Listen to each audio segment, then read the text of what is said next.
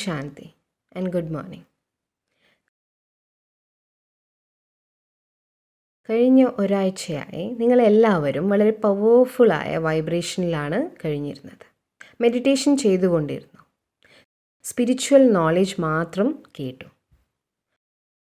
വളരെ നല്ല പ്യുവറായ വാക്കുകൾ മാത്രം കേട്ടുകൊണ്ടിരുന്നു. ഹൈ വൈബ്രേഷൻ നിറഞ്ഞ ഭക്ഷണവും കഴിച്ചു. അങ്ങനെ അവനവനെ എനർജൈസ് ചെയ്തുകൊണ്ടേയിരിക്കുകയായിരുന്നു. ഇനി നിങ്ങൾക്ക് തിരിച്ചു പോകാനുള്ള സമയമായി. നാളെ തിരിച്ചു പോകണം. ഇത് ഒരാഴ്ചത്തെ ഒരു എക്സ്പീരിയൻസ് മാത്രമായി കാണണോ,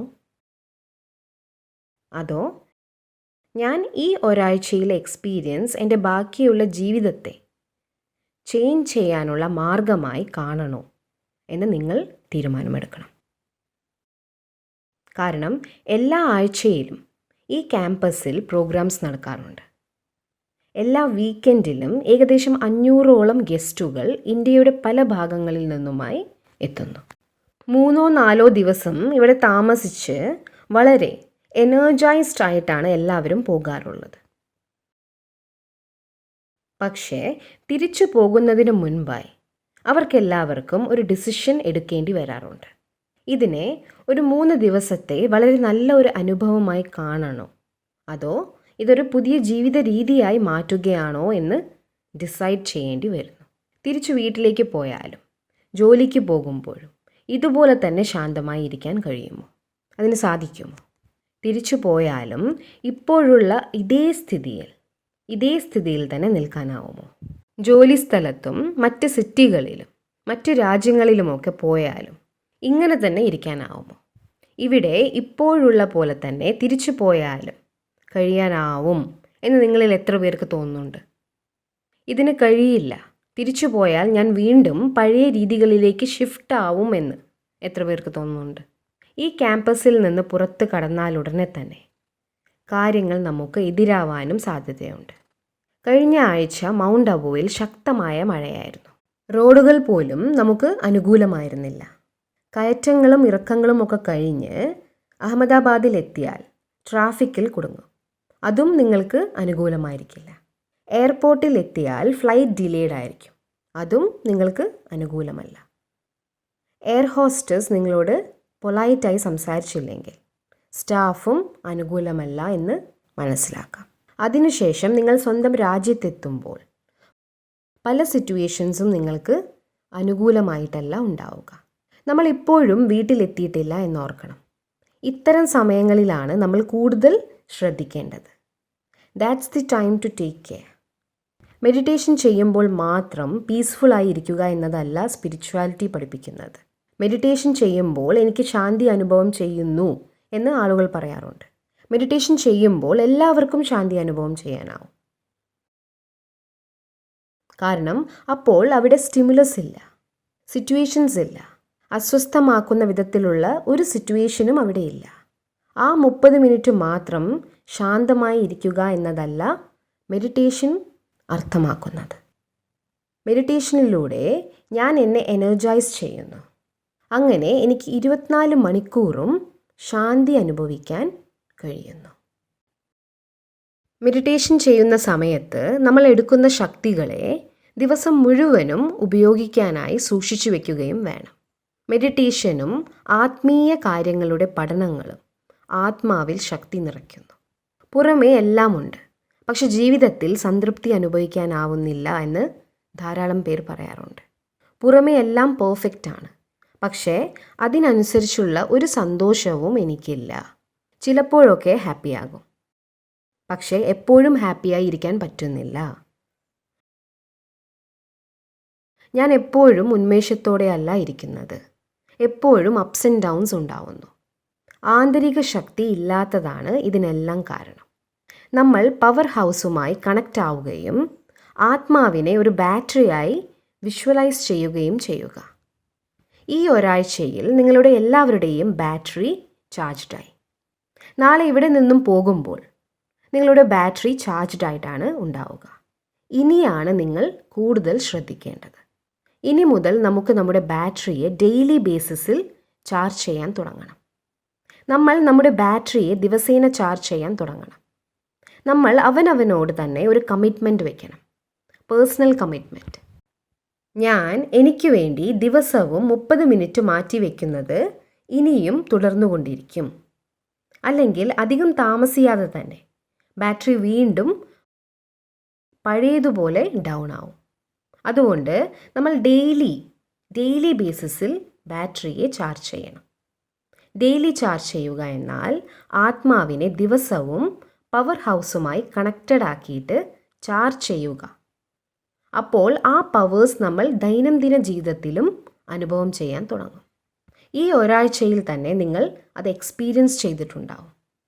മാത്രമല്ല ഇനി വരുന്ന സമയങ്ങളിലും നിങ്ങൾക്കത് കൂടുതലായി അനുഭവം ചെയ്യാനാകും. ദ ഫസ്റ്റ് പവർ, ഏറ്റവും ആദ്യത്തെ ശക്തി, സാഹചര്യങ്ങളുടെയും വ്യക്തികളുടെയും എനർജിയിൽ നിന്നും വേറിട്ടു നിൽക്കാനുള്ള ശക്തിയാണ് നമുക്ക് ആദ്യം ലഭിക്കുക. ഒരു ആമയെപ്പോലെ. ആമയ്ക്ക് മുന്നിൽ എന്തെങ്കിലും അപകടങ്ങൾ വന്നാൽ അത് അതിൻ്റെ ഷെല്ലിനകത്തേക്ക് ഉൾവരിയും. ഒരിക്കൽ അത് തൻ്റെ ഷെല്ലിനകത്തേക്ക് ഉൾവലിഞ്ഞാൽ പിന്നെ ഒരു ആന അതിന് മുകളിൽ നടന്നാൽ പോലും ആമ സേഫായി തന്നെ ഇരിക്കും. കാരണം ആമ അതിൻ്റെ ഷെല്ലിനകത്തേക്ക് പോയി കഴിഞ്ഞു. അതാണ് പവർ ടു വിഡ്രോ. നമ്മൾ ഫിസിക്കലി എങ്ങോട്ടും പോകാതെ തന്നെ വിഡ്രോ ചെയ്യുന്നു. പവർ ടു വിഡ്രോ എന്നാൽ ആളുകളുടെയും സാഹചര്യങ്ങളുടെയും എനർജിക്ക് എന്നെ സ്പർശിക്കാൻ പോലും കഴിയാത്ത അവസ്ഥ എന്നാണ് അർത്ഥം. നമ്മൾ ധാരാളം ജന്മങ്ങൾ എടുത്തു വന്നവരാണ്. അവയിലെ ആളുകളും പരിസ്ഥിതികളുമാണ് എൻ്റെ ഫീലിങ്സിൻ്റെയൊക്കെ കാരണമെന്നാണ് നമ്മൾ വിശ്വസിച്ചു വന്നത്. നമുക്ക് നേരെ തെറ്റായ പ്രവർത്തികൾ ചെയ്തവരെ പോലും അനുഗ്രഹിക്കാനുള്ള ശക്തി നമുക്കുണ്ടെന്ന് നമ്മൾ ഇന്നലെ മനസ്സിലാക്കി. Release, forgive and let go ചെയ്യാനായി ഇനിയും ആരെങ്കിലും നിങ്ങളുടെ മനസ്സിലുണ്ടോ? അവർക്കെല്ലാം ധാരാളം ബ്ലെസ്സിങ്സ് നൽകുക. മുൻപൊക്കെ അവരെന്നെ വിഷമിപ്പിച്ചു, പിന്നെ ഞാൻ എന്തിനാ അവരെ അനുഗ്രഹിക്കണം? ഇങ്ങനെയാണ് നമ്മൾ പറഞ്ഞിരുന്നത്. ഞാൻ എന്തിന് അവർക്ക് അനുഗ്രഹങ്ങൾ നൽകണം?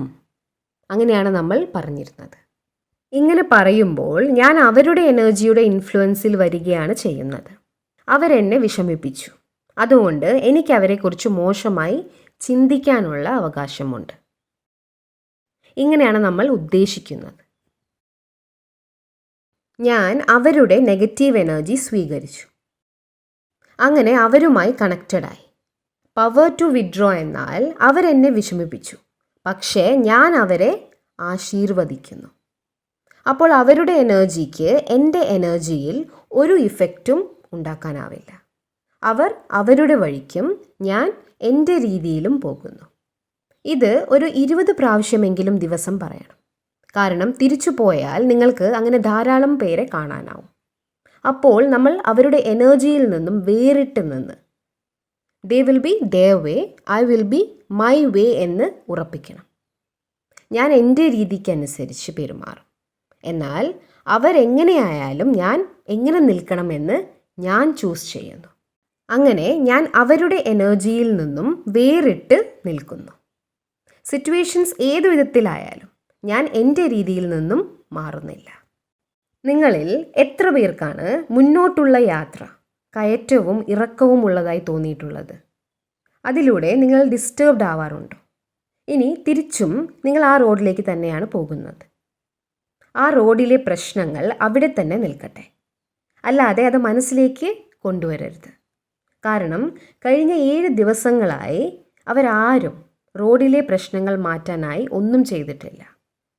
പക്ഷേ നിങ്ങൾ ചെയ്തു. നിങ്ങൾ തിരിച്ചു പോവുകയും ചെയ്യുന്നു. ഇനി പ്രശ്നങ്ങൾ റോഡിൽ മാത്രമേ നിൽക്കൂ. അല്ലാതെ ആ എനർജിയിൽ കുടുങ്ങി നിന്ന് ഈ റോഡ് എങ്ങനെ ഇങ്ങനെയായി, ഇങ്ങനെയല്ല ഉണ്ടാവേണ്ടത്, അവർ ശ്രദ്ധിക്കേണ്ടതല്ലേ, രാജ്യത്തെ ഗവൺമെൻറ് എന്ത് ചെയ്യുന്നു, ഇങ്ങനെയൊക്കെ ചിന്തിക്കാൻ തുടങ്ങിയാൽ റോഡിലെ പ്രശ്നങ്ങൾ റോഡിൽ മാത്രം നിൽക്കില്ല. പിന്നെ ആ പ്രശ്നങ്ങൾ എൻ്റെ മനസ്സിലേക്ക് വരുന്നു. എന്നിട്ട് റോഡ് ശരിയായാൽ മാത്രം ഞാൻ ഹാപ്പി ആവും എന്ന് ഞാൻ പറയുകയും ചെയ്യും. My mind is depended on the road. മനസ്സ് റോഡിൽ ഡിപ്പെൻഡഡ് ആവുമ്പോൾ എൻ്റെ മനസ്സിൽ എപ്പോഴും റോഡിലെ പ്രശ്നങ്ങളും ഉണ്ടാവും. ജീവിതത്തിൽ വളരെ വലിയ കാര്യങ്ങളാണ് വരിക. Let the bumpers on the road accept it. പരിതസ്ഥിതികൾക്ക് മാക്സിമം എൻ്റെ ശരീരത്തെ ഉലക്കാനാവും, അല്ലാതെ മനസ്സിനെ ഒന്നും ചെയ്യാനാവില്ല. എല്ലാ ദിവസവും ഞാൻ എന്നെ തന്നെ ഓർമ്മിപ്പിക്കണം, എൻ്റെ മനസ്സിലേക്ക് ഒന്നിനും കയറി ചെല്ലാനാവില്ല. സിറ്റുവേഷൻസിനോ ആളുകൾക്കോ മനസ്സിലേക്ക് താനെ കയറി വരാനാവില്ല. I am the master. ഇങ്ങനെ ഒരു തോട്ട് ക്രിയേറ്റ് ചെയ്യുമ്പോഴാണ് നമ്മൾ ഷെല്ലിനകത്തേക്ക് ഉൾവലിയുന്നത്. നമ്മൾ ഫിസിക്കലി ആളുകളിൽ നിന്നും അകലുന്നില്ല. ആളുകളുടെ കൂടെ ഇരുന്ന് അവരുടെ കൂടെ ജോലി ചെയ്ത് അവരുടെ എനർജീസിൽ നിന്നും വേറിട്ട് നിൽക്കുന്നു.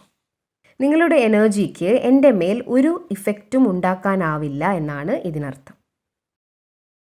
നിങ്ങൾ ദേഷ്യപ്പെടുന്നു, മോശമായ വാക്കുകൾ പറയുന്നു, ഉച്ചത്തിൽ സംസാരിക്കുന്നു, എന്നാൽ ഞാൻ കാം ആൻഡ് പീസ്ഫുൾ ആയിരിക്കുന്നു. നാളെ മുതൽ നിങ്ങളിൽ ആർക്കൊക്കെ ഇത് ചെയ്യാനാവും? പറയൂ. നാളെ മുതൽ നിങ്ങളിൽ ആർക്കെല്ലാം ഇത് ചെയ്യാനാവും? നിങ്ങൾ പറയുന്നതൊക്കെ ഒരാൾ കേൾക്കുന്നുണ്ട്, മനസ്സ് കേൾക്കുന്നുണ്ട്. അവർ അലറി വിളിക്കും, മോശമായത് പലതും പറയും, അങ്ങനെ പലതും ചെയ്യും. എന്നാൽ I am going to be my way. ഞാനിത് ചെയ്യാൻ തുടങ്ങുമ്പോൾ വളരെ വേഗം തന്നെ, ദിവസങ്ങൾക്കുള്ളിൽ തന്നെ നിങ്ങൾക്ക് അവനവനിൽ ഒരു മാജിക് നടന്നതായി കാണാനാവും. പിന്നെ ഞാൻ ഇത്ര പവർഫുൾ ആണ്, അവർ പറഞ്ഞതിനൊക്കെ മറുപടി പറഞ്ഞും കരഞ്ഞും വിഷമിച്ചും ഞാൻ എൻ്റെ ജീവിതത്തിലെ എത്ര കാലമാണ് പാഴാക്കിയത്, അത് റോങ് ആയിരുന്നു. ഇപ്പോൾ ഞാൻ വളരെ പവർഫുള്ളായി മാറി. ഞാനാണ് എൻ്റെ ഫീലിങ്സിൻ്റെ ക്രിയേറ്റർ എന്ന് ഇപ്പോൾ എനിക്ക് മനസ്സിലായി. ഞാൻ ഡിറ്റാച്ച്ഡ് ആവുമ്പോൾ എനിക്ക് അവരെയും ഇൻഫ്ലുവൻസ് ചെയ്യാനുള്ള പവർ, അവരെയും ഹീൽ ചെയ്യാനുള്ള പവർ ലഭിക്കുന്നു. അപ്പോഴാണ് എല്ലാ ആത്മാക്കളും ഇമോഷണൽ ഇൻഡിപെൻഡൻസ് അഥവാ വൈകാരികമായ സ്വാതന്ത്ര്യം അനുഭവിക്കുന്നു. അതാണ് ഫസ്റ്റ് പവർ.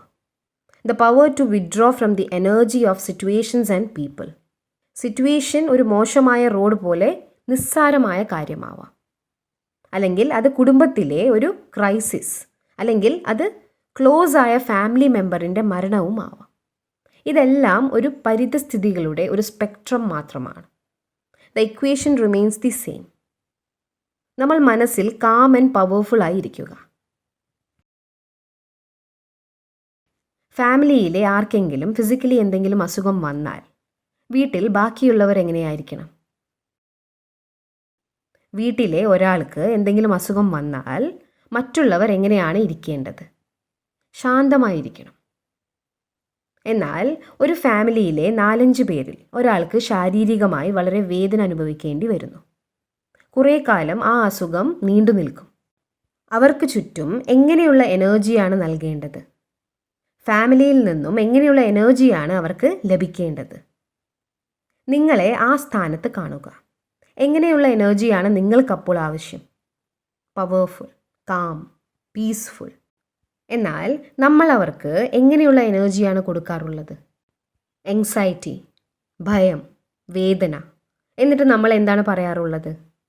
തീർച്ചയായും എനിക്ക് വിഷമമുണ്ടാവുക തന്നെ ചെയ്യും. ഞാൻ അവരുമായി അത്രയ്ക്ക് അറ്റാച്ച്ഡ് ആണ്.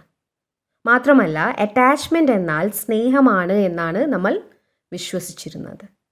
ഞാൻ എൻ്റെ ഫാമിലിയുമായി അത്രയ്ക്ക് അറ്റാച്ച്ഡ് ആണ്, ഞാൻ എൻ്റെ ഫ്രണ്ട്സുമായി അത്രയ്ക്ക് അറ്റാച്ച്ഡ് ആണ്. ഇങ്ങനെയൊക്കെ നമ്മൾ പറയുകയും ചെയ്യും. അറ്റാച്ച്മെൻ്റ് എന്നാൽ സ്നേഹമാണെന്നാണ് നമ്മൾ വിശ്വസിച്ചിരുന്നത്. നിങ്ങൾക്ക് വേദനിക്കുമ്പോൾ എനിക്ക് ആ വേദന ഫീൽ ചെയ്യാനാവും എന്ന് നമ്മൾ പറയും. ഇത് കേൾക്കുന്നവർക്കൊക്കെ സന്തോഷമാകും. നിങ്ങൾക്ക് എന്നെ ഇത്രയ്ക്ക് ഇഷ്ടമാണോ? എൻ്റെ വേദന ഫീൽ ചെയ്യാനാവുമോ? പിന്നെ അവർ കരയുമ്പോൾ നമ്മളും കരയും. ഇതൊക്കെയാണ് സ്നേഹം എന്നാണ് നമ്മൾ വിശ്വസിച്ചിരുന്നത്. ആർക്കെങ്കിലും പെയിൻ അനുഭവിക്കുമ്പോൾ നമ്മളും അവർക്കൊപ്പം ആ പെയിനിൽ നിൽക്കുകയാണെങ്കിൽ നമ്മൾ അവരോട് എന്താണ് ചെയ്യുന്നത്? വേദനിക്കുന്നവരുടെ കൂടെ വേദന അനുഭവിച്ചുകൊണ്ട് നമ്മൾ നിൽക്കുകയാണെങ്കിൽ നമ്മൾ അവരോട് എന്താണ് ചെയ്യുന്നത്? അവരുടെ ഇപ്പോഴുള്ള വേദനയെ കൂടുതലാക്കുക മാത്രമാണ് നമ്മൾ ഇതിലൂടെ ചെയ്യുന്നത്. ഒരു ഫ്രണ്ട് എന്ന നിലയിൽ അവരെ വേദനയിൽ നിന്നും രക്ഷപ്പെടുത്തുക എന്നതാണ് നമ്മുടെ കടമ. അവരെ വേദനയിൽ നിന്നും രക്ഷപ്പെടുത്താനായി ആദ്യം ഞാൻ എന്നെ ശ്രദ്ധിക്കണം. First I will have to take care of myself. ഒരു വീട്ടിലെ 4 പേർ റോഡിലൂടെ നടക്കുകയാണ് എന്ന് കരുതുക. റോഡിൽ ഒരു വലിയ കുഴിയുണ്ടായിരുന്നു. ഫാമിലിയിലെ ഒരാൾ അതിൽ വീണു. മറ്റു 3 പേരും എന്താണ് ചെയ്യേണ്ടത്? വീണയാളെ പുറത്തെടുക്കണം. എന്നാൽ ഇതിനു പകരം അവർ 3 പേരും ഞങ്ങൾ എല്ലാവരും നിന്നെ വളരെയധികം ഇഷ്ടപ്പെടുന്നു എന്ന് പറഞ്ഞ് ഒപ്പം കുഴിയിലേക്ക് ചാടിയാൽ എങ്ങനെയിരിക്കും? ഇതാണ് നമ്മൾ അറ്റാച്ച്മെൻറ്റിൻ്റെ പേരിൽ ചെയ്യാറുള്ളത്. സ്പിരിച്വാലിറ്റി നമ്മളെ ഇമോഷണൽ ഡിറ്റാച്ച്മെൻ്റ് ആണ് പഠിപ്പിക്കുന്നത്. ഡിറ്റാച്ച്മെൻറ്റ് എന്ന പേര് കേട്ടാൽ തന്നെ ആളുകൾ പേടിക്കുന്നു. ഡിറ്റാച്ച്മെൻറ്റ് എന്നാൽ എല്ലാത്തിൽ നിന്നും അകന്നു നിൽക്കണം എന്നാണ് അവർ വിചാരിക്കുന്നത്. ഡിറ്റാച്ച്മെൻറ്റ് നിരുപാധികമായ സ്നേഹം നൽകുന്നതിന് തുല്യമാണ്. അറ്റാച്ച്മെൻറ്റ് ഉപാധികളോടുകൂടിയുള്ള സ്നേഹം പോലെയാണ്. അൺകണ്ടീഷണൽ ലവ് അഥവാ നിങ്ങൾ എന്ത് ചെയ്താലും, സാഹചര്യങ്ങൾ എങ്ങനെ ഉണ്ടായാലും സ്നേഹം എന്നിൽ നിന്നും ഒഴുകിക്കൊണ്ടിരിക്കുന്നു. അതാണ് ഡിറ്റാച്ച്മെൻറ്റ്. ജോയിൻറ്റ് ട്വിൻസിനെ കാണാറില്ലേ? ഫിസിക്കലി അറ്റാച്ച്ഡ് ആയി ഇരിക്കുന്നത് കൊണ്ട് അവരുടെ ജീവിതം എങ്ങനെയായിരിക്കും? ക്വാളിറ്റി ഓഫ് ലൈഫ് എങ്ങനെയായിരിക്കും? ഒന്നിച്ചിരിക്കണം, ഒന്നിച്ചെഴുന്നേൽക്കണം, ഒന്നിച്ചുറങ്ങണം, ഒന്നിച്ച് നടക്കണം, അല്ലേ? നമ്മൾ അവരെ ഓപ്പറേഷൻ ചെയ്ത് വേർപെടുത്തുന്നു. ഇപ്പോൾ അവർ വേറിട്ട് നിൽക്കുന്നു. ഇനി ഒരാൾ ഇരിക്കുമ്പോൾ മറ്റേയാൾക്ക് നിൽക്കാം. ജീവിതം കംഫർട്ടബിൾ ആവുന്നു. ഇതുപോലെ തന്നെയാണ് ഇമോഷണലി അറ്റാച്ച്ഡ് ആയ ആളുകളും ഉണ്ടാവുന്നത്. ഒരാൾ അപ്സെറ്റ് ആയാൽ മറ്റേയാളും അപ്സെറ്റ് ആവുന്നു. ഒരാൾക്ക് ദേഷ്യം വന്നാൽ മറ്റേയാൾക്ക് വിഷമമാകുന്നു. കാരണം അവർ അത്രയ്ക്ക് അറ്റാച്ച്ഡ് ആണ്. ഇപ്പോൾ ഒരാൾ മെഡിറ്റേഷൻ ചെയ്യാൻ തുടങ്ങുന്നു. അങ്ങനെ ഇമോഷണലി ഡിറ്റാച്ച്ഡ് ആവുന്നു. അപ്പോൾ ഒരാൾ അപ്സെറ്റ് ആയാൽ മറ്റേയാൾക്ക് എന്ത് സംഭവിക്കും? ശാന്തം, സ്റ്റേബിൾ, പവർഫുൾ. ജീവിതം വളരെ സുഖപ്രദമായി മാറുന്നു. ഞാൻ ശാന്തവും സ്റ്റേബിളുമായി ഇരിക്കുമ്പോൾ അവർ എന്നോട് തെറ്റുകൾ ചെയ്താലും എനിക്ക് അവർക്കായി സ്നേഹവും ബ്ലെസ്സിങ്സും റേഡിയേറ്റ് ചെയ്യാനാവും. അങ്ങനെയാണ് ഈ ലോകം മാറാൻ ആരംഭിക്കുന്നത്. അങ്ങനെ നമ്മൾ ആളുകളുടെയും സാഹചര്യങ്ങളുടെയും പ്രഭാവം സ്പർശിക്കുക പോലും ചെയ്യാതെ ഇരിക്കുന്നു. മാത്രമല്ല, നമ്മൾ സ്വന്തം എനർജിയിലൂടെ അവരെ ഇൻഫ്ലുവൻസ് ചെയ്യുകയും ചെയ്യുന്നു. 2 പേർ കണ്ടുമുട്ടുമ്പോൾ ഒരാൾ മറ്റേയാളെ സ്വാധീനിക്കുന്നു. നെഗറ്റീവ്സ് എന്നെ ഇൻഫ്ലുവൻസ് ചെയ്യണോ അതോ എൻ്റെ പ്യൂരിറ്റി അവരെ ഇൻഫ്ലുവൻസ് ചെയ്യണോ എന്ന് നമ്മൾ നോക്കണം. ഇതാണ് പവർ ടു ഡിറ്റാച്ച്. രണ്ടാമത്തെ ശക്തിയാണ് കഴിഞ്ഞുപോയ കാര്യങ്ങളെ പിന്തള്ളി മുന്നോട്ട് പോകാനുള്ള ശക്തി. The power to let go of everything that we held on from the past. ഇത് വളരെ എളുപ്പത്തിൽ ലഭിക്കുന്ന ഒരു ശക്തിയാണ്. കാരണം നമ്മളിപ്പോൾ വെരി ഹൈ ഫ്രീക്വൻസിയിൽ വൈബ്രേറ്റ് ചെയ്തുകൊണ്ടിരിക്കുകയാണ്.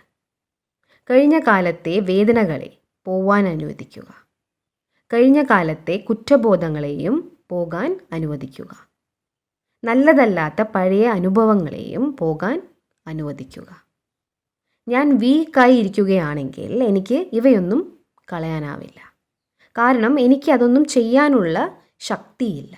എന്നാൽ ഞാൻ കാം ആൻഡ് പവർഫുൾ ആയി ഇരിക്കുമ്പോൾ എനിക്ക് മറുഭാഗത്തുള്ളയാളുടെ കാഴ്ചപ്പാടിനെ മനസ്സിലാക്കാനാവുന്നു. അവർ എന്തിലൂടെയാണ് കടന്നു പോകുന്നത് എന്ന് എനിക്ക് കാണാൻ കഴിയുന്നു. പിന്നെ എനിക്ക് വിഷമമുണ്ടാവുന്നില്ല. I am emotionally strong. ഞാൻ ഒരിക്കൽ ഒരു ഹോസ്പിറ്റലിലെ നഴ്സുമാരോട് സംസാരിക്കുകയായിരുന്നു. നിങ്ങളുടെ സ്ട്രെസ്സിൻ്റെ കാരണം എന്താണ് എന്ന് ഞാൻ ചോദിച്ചു. അവർ പറഞ്ഞു, ഡോക്ടേഴ്സ് ഞങ്ങളോട് ദേഷ്യപ്പെടുമ്പോഴാണ് ഞങ്ങൾക്ക് സ്ട്രെസ് ഉണ്ടാവുന്നത്. ആ മറുപടി ഞാൻ പ്രതീക്ഷിച്ചിരുന്നില്ല. അവരുടെ ഡ്യൂട്ടി, റോൾ, രോഗികളുടെ പെരുമാറ്റങ്ങൾ ഇതൊക്കെയാവും അവരുടെ സ്ട്രെസ്സിന് കാരണം എന്നാണ് ഞാൻ വിചാരിച്ചത്. അവർ പറഞ്ഞു, അല്ല, ഡോക്ടേഴ്സ് ഞങ്ങളോട് ദേഷ്യപ്പെടുമ്പോഴാണ് സ്ട്രെസ് ഉണ്ടാവുന്നത്. രോഗികളും അസ്വസ്ഥ ഉണ്ടാക്കാറില്ലേ എന്ന് ചോദിച്ചപ്പോൾ അവർ പറഞ്ഞു, ഇല്ലേ ഇല്ല, അവർക്ക് സുഖമില്ലല്ലോ. വേറൊരാൾക്ക് സുഖമില്ല എന്നറിയുമ്പോൾ സഹാനുഭൂതി താനേ ഉണ്ടാവും. നിങ്ങളോട് ദേഷ്യപ്പെടുന്ന ഡോക്ടർക്കും സുഖമില്ല എന്ന് ഞാൻ പറഞ്ഞു. അതെങ്ങനെ? ഞാൻ പറഞ്ഞു, സുഖമില്ലാത്തവർക്കാണ് ദേഷ്യം വരിക, ആരോഗ്യമുള്ളവർക്ക് ദേഷ്യം വരില്ല. പിറ്റേന്ന് ഒരു സിസ്റ്റർ എന്നെ വിളിച്ചു എന്നിട്ട് പറഞ്ഞു, ഇത് വളരെ ഈസിയാണ്. ഇന്ന് ഡോക്ടർ ഓപ്പറേഷൻ തിയേറ്ററിൽ വെച്ച് എന്നോട് ദേഷ്യപ്പെട്ടു. അപ്പോൾ ഞാനൊരു തോട്ട് ക്രിയേറ്റ് ചെയ്തു. ഡോക്ടർക്ക് നല്ല സുഖമില്ല, നോട്ട് വെൽ. എനിക്ക് വിഷമം തോന്നിയതേയില്ല. ഞാൻ അപ്സെറ്റ് ആയില്ല. എനിക്ക് ഡോക്ടറോട് ദയ തോന്നുകയാണ് ചെയ്തത്. ആളുകൾ ഇമോഷണലി അൺവെൽ ആണ് എന്ന് മനസ്സിലാക്കണം. അവരുടെ ഇൻഫെക്ഷൻസ് നമ്മൾ സ്വീകരിക്കരുത്. അവരുടെ മുറിവുകൾ ഉണക്കാനായി നമ്മൾ സഹാനുഭൂതിയാണ് നൽകേണ്ടത്.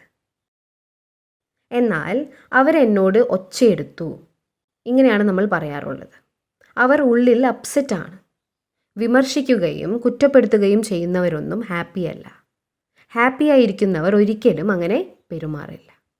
അവർ നമ്മളെ വേദനിപ്പിക്കുകയാണ് എന്നാണ് നമ്മൾ വിചാരിക്കുക. അവർ നമ്മളെ വേദനിപ്പിക്കുകയല്ല. അവർ ഉള്ളിൽ അത്രയ്ക്ക് വേദന അനുഭവിക്കുന്നുണ്ട്.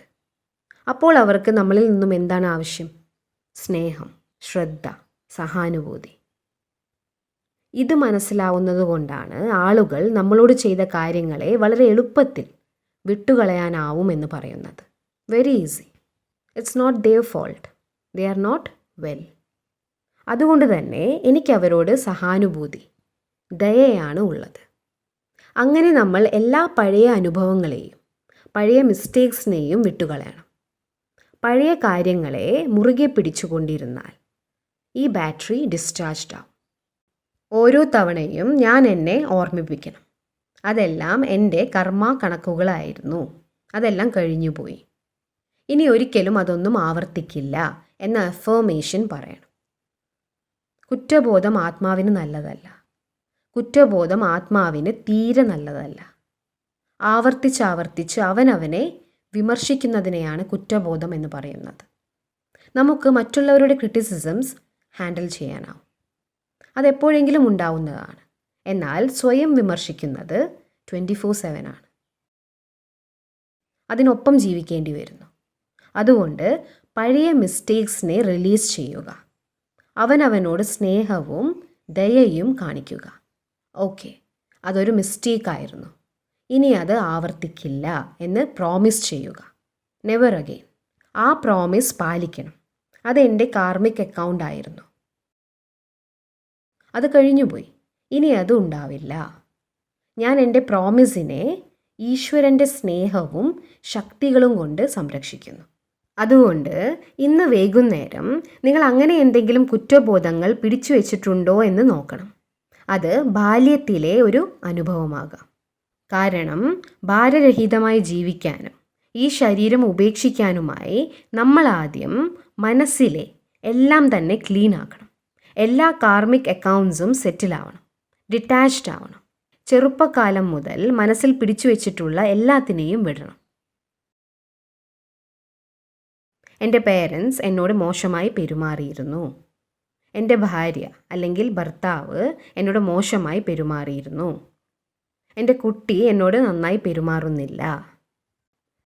ഇതിലൊക്കെ എനിക്ക് സഹാനുഭൂതിയാണ് വേണ്ടത്. അവരുടെ കാഴ്ചപ്പാടിനെ മനസ്സിലാക്കണം. അവർ എന്തിൽ കൂടിയാണ് കടന്നു പോകുന്നത് എന്ന് മനസ്സിലാക്കുക. പാസ്റ്റ് ഇസ് ഓവർ എന്ന് സ്വയം പറയുക. ഇന്നലെ ബ്രേക്ക്ഫാസ്റ്റ് എന്തായിരുന്നു എന്ന് നിങ്ങൾക്ക് ഓർമ്മയുണ്ടോ? വെറും 24 മണിക്കൂർ മുമ്പ് കഴിഞ്ഞ കാര്യത്തെ നമുക്ക് ഓർമ്മയില്ല. എന്നാൽ 10 കൊല്ലം മുൻപ് ഒക്ടോബർ 20 രാവിലെ 9 മണിക്ക് അവർ ഈ ഡ്രസ്സ് ഇട്ടിരുന്നു.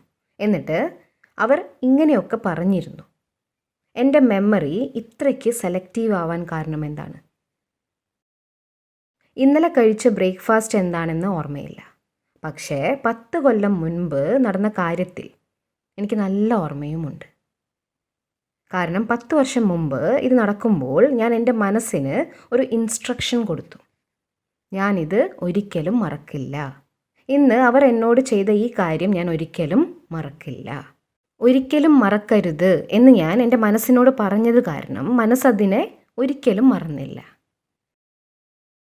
എന്നാൽ ഇന്നലെ ബ്രേക്ക്ഫാസ്റ്റ് കഴിക്കുമ്പോൾ ഒരിക്കലും മറക്കരുത് എന്ന് മനസ്സിനോട് ഞാൻ പറഞ്ഞിരുന്നില്ല. അതുകൊണ്ട് നിങ്ങളത് മറന്നു. ഏറ്റവും അനുസരണയുള്ള കാര്യം നമ്മുടെ മനസ്സാണ്. അത് നമ്മുടെ ഓരോ ഇൻസ്ട്രക്ഷൻസിനെയും അനുസരിക്കും. ഒരിക്കലും മറക്കില്ല എന്ന് പറഞ്ഞുകൊണ്ടിരുന്ന കാര്യങ്ങൾ നമ്മൾ മറക്കില്ല. ഇനി എന്തു പറയണം? Past is over, it is gone, let it go, it is over, forget. നിങ്ങളുടെ മനസ്സ് മറക്കാൻ തുടങ്ങും. കാരണം നിങ്ങൾ ആ വ്യക്തിക്ക് മാപ്പ് നൽകിയാൽ പോലും ആ സംഭവം ഉണ്ടാക്കിയ ആഘാതത്തെ ആത്മാവിൽ നിന്നും ഇല്ലാതാക്കേണ്ടത് അത്യാവശ്യമാണ്. ഇതിനായി അവരുടെ കാഴ്ചപ്പാടും അന്നത്തെ ദിവസത്തെ മൂഡും അവരുടെ ഉദ്ദേശ്യം, പിന്നെ നമ്മുടെ കാർമിക് അക്കൗണ്ട്, ഇതെല്ലാം മനസ്സിലാക്കേണ്ടത് അത്യാവശ്യമാണ്. നമ്മൾ അവനവനെ കൗൺസിൽ ചെയ്യണം. എന്നാൽ മാത്രമേ നമുക്ക് കഴിഞ്ഞ കാലത്തെക്കുറിച്ച് നിരാശയില്ലാതെ കഴിഞ്ഞ ജന്മങ്ങളിലെ കണക്കുകളെ സമാപ്തമാക്കാൻ കഴിയുകയുള്ളൂ. Let go, release. അവർ എന്നെ റിജക്റ്റ് ചെയ്തു, അവരെന്നെ ഇൻസൾട്ട് ചെയ്തു, അവരെന്നെ അവഹേളിച്ചു. ഈ ചിന്തകൾ കൊണ്ട് നടക്കരുത്. ആർക്കും എന്നെ ഒന്നും ചെയ്യാനാവില്ല. അവർ ചെയ്യുന്നതെല്ലാം അവർ അവരോട് തന്നെ ചെയ്യുന്നതാണ്. നമ്മളെ ആർക്കെങ്കിലും ചെയ്യാനാവുമോ? ആർക്കെങ്കിലും നമ്മളെ ഇൻസൾട്ട് ചെയ്യാനോ അവഹേളിക്കാനോ ഒക്കെ പറ്റുമോ? ആർക്കെങ്കിലും എന്നെ ഡിസ്റെസ്പെക്റ്റ് ചെയ്യാനാവുമോ? ആരെങ്കിലും നിങ്ങളെ ഡിസ്റെസ്പെക്റ്റ് ചെയ്തിട്ടുണ്ടോ? നമ്മളെ അപമാനിക്കാനായി ആളുകൾ എന്താണ് ചെയ്യാറുള്ളത്? പറയൂ. അപമാനിക്കാൻ വേണ്ടി ആളുകൾ എന്താണ് ചെയ്യാറുള്ളത്? എന്താണ് അവർ ചെയ്യാറുള്ളത്? അതെ, എന്തെങ്കിലും ചെയ്ത് അവർ നമ്മളെ പ്രതിരോധിക്കും. അവർ ചെയ്യുന്ന കാര്യങ്ങൾ ഒരിക്കലും ഇവിടെ റെക്കോർഡഡ് ആവില്ല. അത് നമ്മൾ ഓർക്കണം. ഒരാൾക്ക് ഇവിടെ നിന്ന് അലറി വിളിക്കാം, അനാവശ്യങ്ങൾ പറയാം, അവർക്ക് ഇഷ്ടമുള്ളതൊക്കെ ചെയ്യാം. അത് എവിടെയാണ് റെക്കോർഡഡ് ആവുക? അവർ ചെയ്യുന്ന കാര്യങ്ങൾ അവരിലാണ് റെക്കോർഡഡ് ആവുക. On them. അവരിലാണ് അത് റെക്കോർഡഡ് ആവുക. അതൊരിക്കലും നമ്മുടെ മനസ്സിൽ റെക്കോർഡഡ് ആവില്ല. അത് അവരിൽ മാത്രമേ റെക്കോർഡഡ് ആവുകയുള്ളൂ. അത് ആരുടെ കർമ്മമായാണ് മാറുക? അവരുടെ. അത് ആരുടെ ഭാഗ്യത്തെയാണ് സൃഷ്ടിക്കുക? അവരുടെ. ആത്മാവ് തൻ്റെ യാത്ര മുന്നോട്ട് തുടരുമ്പോൾ ഇതൊക്കെ ആരുടെ കൂടെയാണ് പോവുക? അവരുടെ കൂടെ. അവർ ചെയ്യുന്നതൊക്കെ അവരിൽ റെക്കോർഡഡ് ആവും. എന്നാൽ നമ്മളിൽ എന്താണ് റെക്കോർഡഡ് ആവുക? അവർ ചെയ്യുന്നതൊക്കെ അവരിൽ റെക്കോർഡഡ് ആവുന്നുണ്ട്. അത് അവരുടെ കർമ്മവും അവരുടെ ഭാഗ്യവുമായി മാറുന്നു. എന്നാൽ നമ്മളിൽ എന്താണ് റെക്കോർഡഡ് ആവുക? അവർ ചെയ്യുന്ന കാര്യങ്ങളെക്കുറിച്ച് ഞാൻ എന്താണോ ചിന്തിക്കുന്നത് അതാണ് എൻ്റെ മനസ്സിൽ റെക്കോർഡഡ് ആവുന്നത്. അവർക്കിഷ്ടമുള്ളതുപോലെ ചെയ്യുമ്പോൾ ഞാൻ ഒരു ചിന്ത ക്രിയേറ്റ് ചെയ്യുന്നു. അവരെന്നെ അപമാനിച്ചു. അത് ഇവിടെ റെക്കോർഡഡ് ആവുന്നു. അവർ ഒച്ചയെടുക്കുന്നതൊന്നും ഇവിടെ റെക്കോർഡഡ് ആവില്ല. ഞാൻ എന്നോട് പറയുന്ന ലൈനാണ് എൻ്റെ മനസ്സിൽ റെക്കോർഡഡ് ആവുന്നത്. അവർ എന്നെ അപമാനിച്ചു എന്ന് ഞാൻ പറയുമ്പോൾ അത് ഇവിടെ റെക്കോർഡഡ് ആവുന്നു, മനസ്സിൽ പതിയുന്നു. അവരെന്നെ അധിക്ഷേപിച്ചു എന്ന് പറയുമ്പോൾ അതും എൻ്റെ ഉള്ളിൽ പതിയുന്നു. അവരെന്നെ തള്ളിപ്പറഞ്ഞു, അതും ഇവിടെ റെക്കോർഡഡ് ആവുന്നു. എന്താണ് എൻ്റെ മനസ്സിൽ റെക്കോർഡ് ചെയ്യേണ്ടത് എന്നതിനെ പറ്റി എനിക്കൊരു ചോയ്സ് ഉണ്ടോ ഇല്ലയോ? Do I have a choice what to record? Good. അവർ എന്നെ അപമാനിച്ചു എന്ന് പറയുന്നത് പകരം വേറൊരു റെക്കോർഡിംഗ് കൊടുക്കണം. പറയൂ, ഞാൻ എന്താണ് എന്നോട് പറയേണ്ടത്? ഇങ്ങനെ പെരുമാറിയതുകൊണ്ട് അവർ സ്വയം അപമാനിതരാവുകയാണ് ചെയ്തത്. ഒരു റെക്കോർഡിംഗ് ആയി. ഇനി ദേ ആർ നോട്ട് വെൽ. അവർ മനസ്സിൽ വേദന അനുഭവിച്ചു കൊണ്ടിരിക്കുകയാണ്. അവർക്ക് എൻ്റെ കെയർ ആവശ്യമുണ്ട്. 2 റെക്കോർഡിങ്സും തമ്മിലുള്ള ഡിഫറൻസ് മനസ്സിലായോ? ഒന്ന് തള്ളിപ്പറഞ്ഞതിനെക്കുറിച്ചും അപമാനിച്ചതിനെക്കുറിച്ചും ഉള്ളതായിരുന്നു. എന്നാൽ രണ്ടാമത്തേത് ഹീലിങ്ങിൻ്റെയും സഹാനുഭൂതിയുടേതുമായിരുന്നു. ഇത് രണ്ടും വളരെ വ്യത്യസ്തങ്ങളായ എനർജീസാണ്. ഇത് ജീവിതത്തിൽ പലതവണ സംഭവിക്കാറുള്ള കാര്യവുമാണ്. ആളുകൾ ചെയ്യുന്നതൊന്നും ഇവിടെ റെക്കോർഡഡ് ആവില്ല.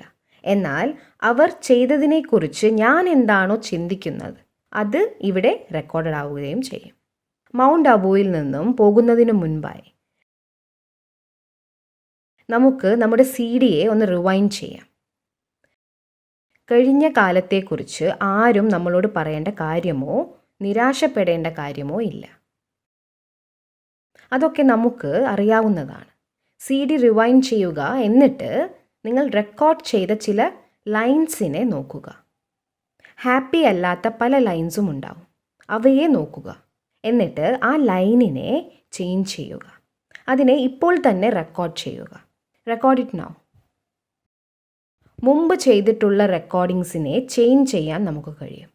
എനിക്ക് 5 വയസ്സുള്ളപ്പോൾ എൻ്റെ പേരൻസ് എന്നോട് ശരിയായ രീതിയിലല്ല പെരുമാറിയിരുന്നത്. 5 വയസ്സുള്ളപ്പോൾ ഞാൻ റെക്കോർഡ് ചെയ്തു. അവർക്ക് എന്നെ ഇഷ്ടമല്ല. അത് റെക്കോർഡഡായി. അവർക്ക് എന്നെക്കാൾ ഇഷ്ടം എൻ്റെ ബ്രദറിനെയോ സിസ്റ്ററിനെയോ ആണ്. Recorded. I am an unwanted child. Recorded. ഞാൻ ഇതൊക്കെ ഡിലീറ്റ് ചെയ്തില്ലെങ്കിൽ ഞാൻ ഇതേ ഫീലിങ്സോട് കൂടി ജീവിക്കും. മാത്രമല്ല ഇതേ റെക്കോർഡിങ്സ് എൻ്റെ മറ്റുള്ള റിലേഷൻഷിപ്സിനെയും സ്വാധീനിക്കാൻ തുടങ്ങും. എൻ്റെ ഭർത്താവുമായുള്ള എൻ്റെ റിലേഷൻഷിപ്പ്, എൻ്റെ കുട്ടികളുമായി, എൻ്റെ ഫ്രണ്ട്സുമായിട്ടുള്ള ബന്ധങ്ങൾ, ഇവയെയൊക്കെ ഇത് സ്വാധീനിക്കാൻ തുടങ്ങും. കാരണം ഇവർക്കാർക്കും എന്നെ ആവശ്യമില്ല, ഐ എം അൺവാണ്ടഡ് എന്ന് ഞാൻ മനസ്സിൽ റെക്കോർഡ് ചെയ്ത് കഴിഞ്ഞു. ഇതേ സോങ് എല്ലാത്തിലും കടന്നു വരും. എൻ്റെ ഈ CD-യിൽ, എൻ്റെ മനസ്സിൽ ഞാൻ ഈ സോങ് റെക്കോർഡ് ചെയ്ത് കഴിഞ്ഞു.